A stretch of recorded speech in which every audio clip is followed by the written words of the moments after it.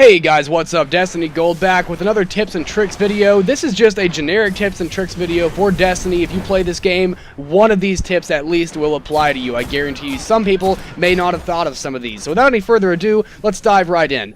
First of all, if you play as a Titan, you can make up for low agility if you use your jump repeatedly in succession, especially if you have the thing that increases your boost when you do it. Your first one will give you a little extra speed. You'll actually move faster than a unit with maximum agility. It's pretty funny actually because you can outrun a hunter with max agility if you do that.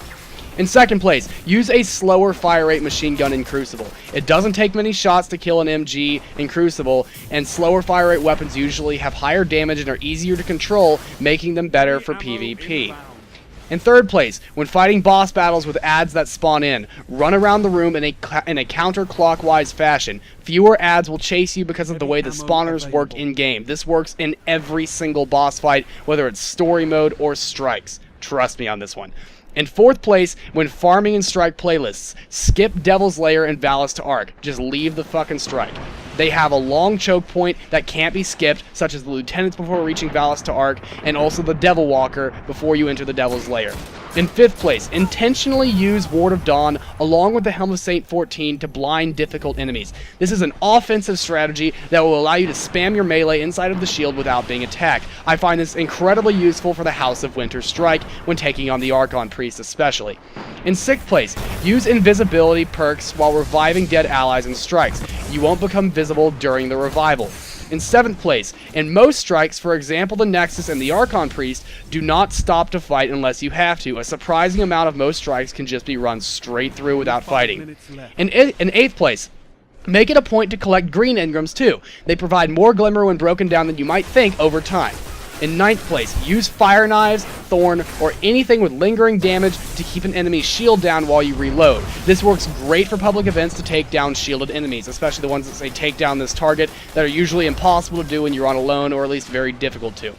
In 10th place, don't think of grenades as just weapons. They can be used like walls as well, especially the Warlock Solar Grenade and the Void Grenade. Most enemies will not walk through a grenade on the ground. While this applies to other grenades, the Warlocks especially have this perk. In 11th place, when using shotguns, alternate between firing a shot and using a melee attack. This will ensure the largest damage output while staggering enemies in close quarters.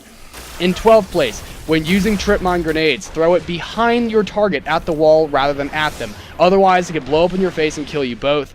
In 13th place, save up lots of legendary and exotic engrams at once as opposed to opening them as you get them. You'll get a lot more from Cryptarch packages, and it's really, really cool to see all that stuff open at once. It's sort of a personal thing, but it does have a really good feeling behind it.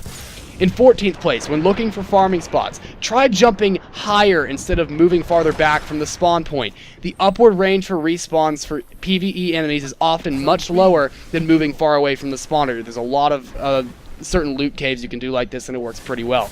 The one on Mars that's really close to the patrol spawn is a good example.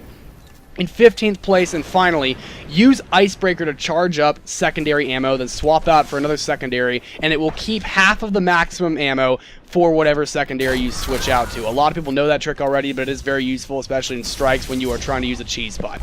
Anyway, guys, thank you for watching this video. Please rate, comment, subscribe, share any tips and tricks you guys have below in the comment section. I'm sure we could all benefit from that, and I will see you guys in the next video. Destiny Gold, out. Zone A neutralized. Enemy captured Zone C. Zone A secure. Heavy ammo on the way. Good work, Guardian. Your light is strong.